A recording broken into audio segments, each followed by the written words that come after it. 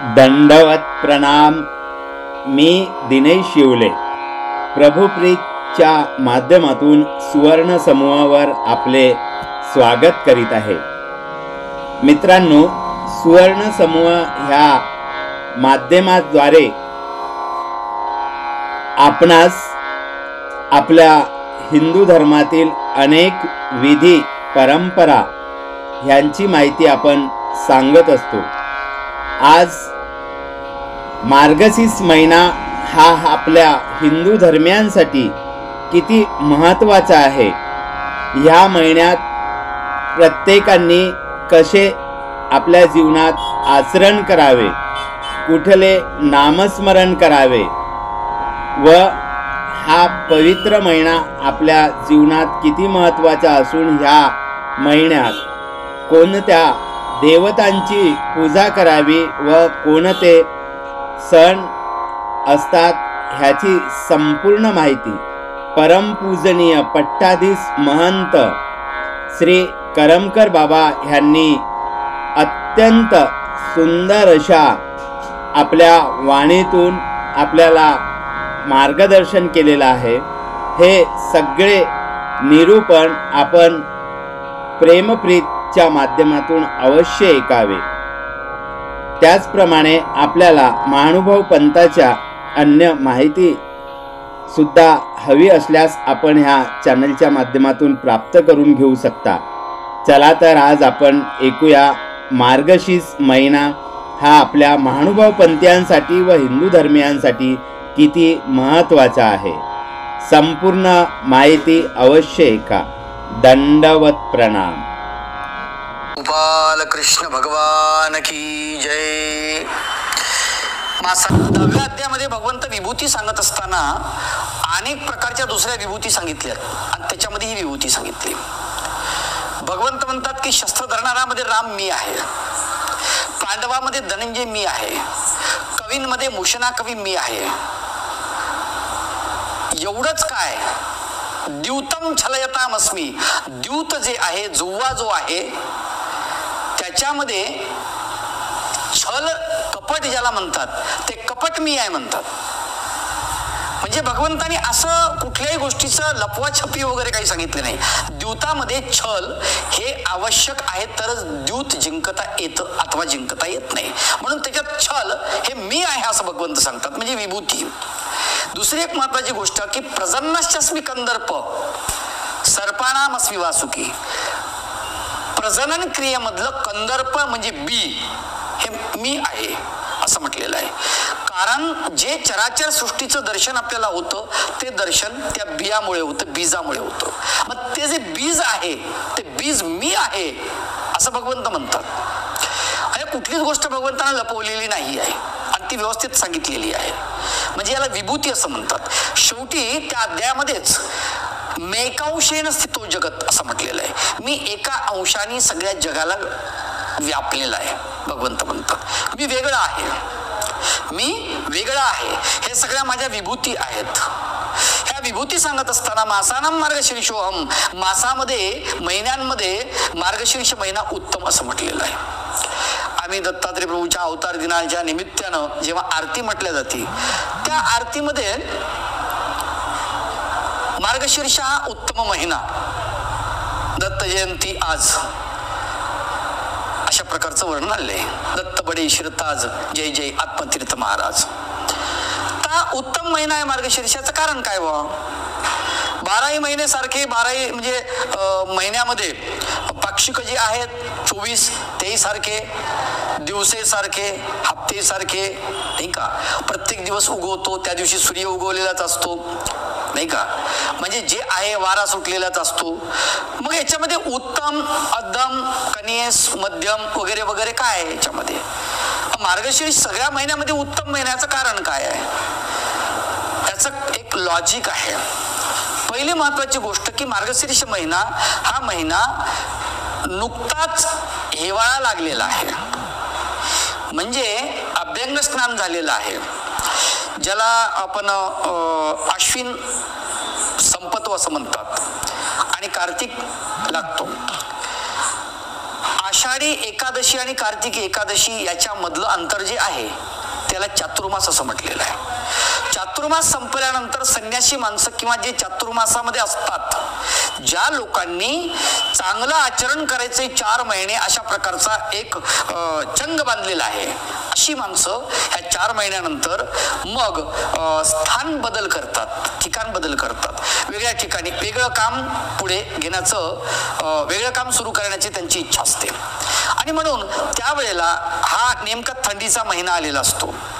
आणि ज्या ऋतूंमध्ये 3 प्रकारचे जे ऋतू आहेत, पावसाळा, हिवाळा आणि उन्हाळा, मुख्य ऋतूमध्ये हा हिवाळा जो आहे, या हिवाळ्याबद्दल असं म्हटलेलं आहे की हिवाळा हा भोगी ऋतू आहे, उन्हाळा हा जोगी आहे, वनवन भटकायचं काम नसतंच, आणि पावसाळा हा रोगी आहे. अनेक प्रकारचे रोग, पावसाचं पाणी साचलं जातं, त्यातून अनेक प्रकारचे रोग निर्माण होतात.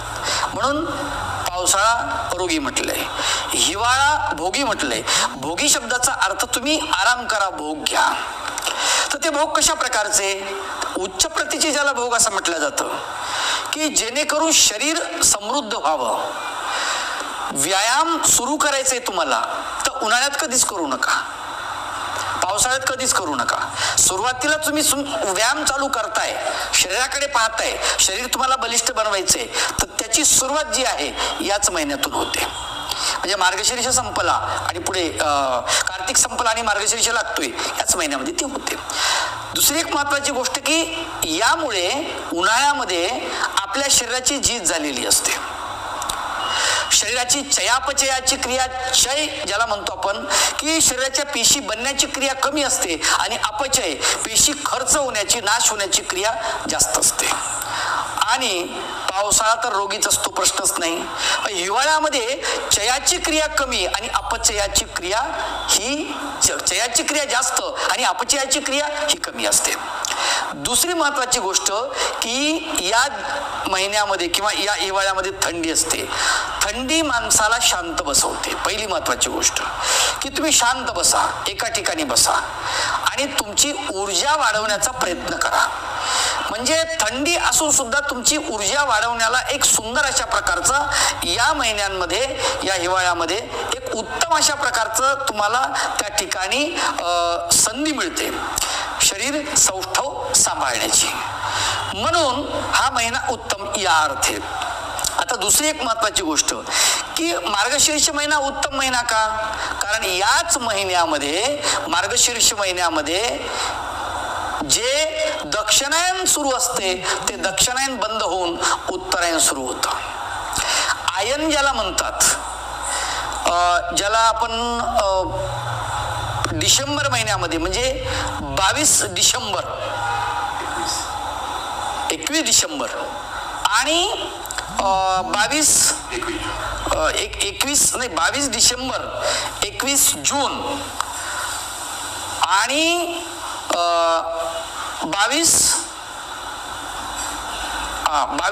21 जून, 22 मे, म्हणजे हे 4 दिवस जे आहेत, 22 डिसेंबर, 21 मे, 22 जून, 21 ऑक्टोबर असे 4 आहेत.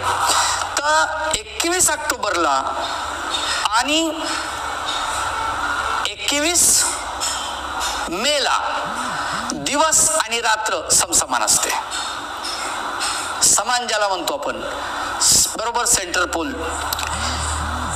22 डिसेंबर पासून लहान असलेला दिवस मोठा व्हायला लागतो.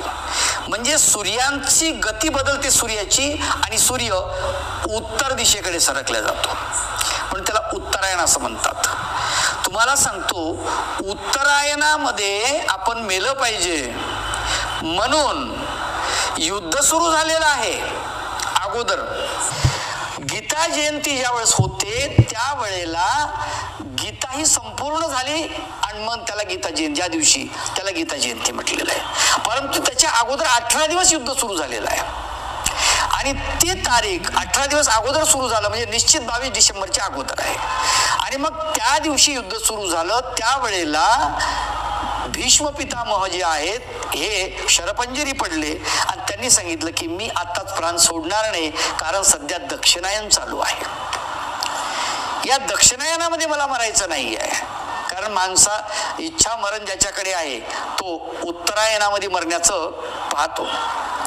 कारण मुळामध्ये दक्षिणायन म्हणजे राक्षसायन असं म्हटलं जातं, उत्तरायण म्हणजे देवायन असं म्हटलं जातं म्हणजे सामान्यपणे. आणि म्हणून उत्तरायणामध्ये जर माणूस मरण पावला तर तो देवलोकाला जातो, स्वर्गलोकाला जातो, आदी आदी अशा संकल्पना आहेत. म्हणून त्यालाही तोही जो म्हणजे दिवस आहे तो या मार्गशीर्ष महिन्यामधून सुरू होतो. तिसरी महत्वाची गोष्ट की जगाच्या पाठीवर अवताराची आपण अवतार दिन किंवा जयंती बघितलेली आहे, थोर पुरुषांची जयंती पाहिली आहे का, किंवा आपण सामान्य माणसाचा वाढदिवस बघतो नाही का. परंतु ग्रंथाची जयंती पहिल्यांदा जगाच्या पाठीवर या महिन्यात झालेली, मार्गशीर्ष महिन्यामध्ये, ज्याला गीता जयंती असे म्हणतात. जगाच्या पाठीवर कुठलाच ग्रंथ असा नाही की त्याची जयंती साजरी केली जाते. आणि म्हणून आम्हा सर्व हिंदूंच्या दृष्टिकोनातून किंवा भारतवासियांच्या दृष्टिकोनातून हा महिना अत्यंत उत्तम अशा प्रकारचा महिना आहे. पूजनीय आहे, वंदनीय आहे, स्मरणीय आहे, चिंतनीय आहे, आठवणीय आहे. आणि म्हणून ब्रह्ममुहूर्त तुम्हाला जर साधायचं असेल तर या महिन्यामध्ये तुम्हाला साधल्या जाऊ शकते असंही एक सांगितलेलं आहे. आणि ब्रह्ममुहूर्त साधून तुम्ही त्यावेळेला जर तुम्ही कुठलीही क्रिया करत असाल, म्हणजे परमेश्वर प्राप्तीची म्हणा किंवा देवताधिकांची म्हणा किंवा जीवनामध्ये तुम्हाला एखादं लक्ष्य प्राप्त करायचे, तर तुम्ही ब्रह्ममुहूर्त जर साधला त्यावेळेला तुम्ही जागे असाल. ब्रह्ममुहूर्तावर केवळ जाग जरी राहिलं तरीही फायदा आहे म्हणतात, जागृती त्याला म्हटलेलं आहे. पण आपण निद्रिस्त असतो. आपण असेच निद्रिस्त नाही, काही माणसं एसटी मध्ये बसलेले असतात तर निद्रिस्त असतात, काही माणसं चालता चालता निद्रिस्त असतात. आपण बघितलं, चालता चालता एखादा माणूस धडकतो, धडकला म्हणजे काय, निद्रिस्त येतो. डोळे दिसते डोळ्याने त्याला, पण तरी तो ठिकाण्यावर नाहीये, म्हणजे झोपलाय, कुठेतरी गेलाय स्वप्नामध्ये. तो दिवसा स्वप्न पाहतो, दिवसा ढवळ्या, म्हणजे निद्रिस्तच आहे ना. ठीक आहे, स्वप्न माणसाने पाहावेत, पण जे साकारात येतील ते स्वप्न बघावेत.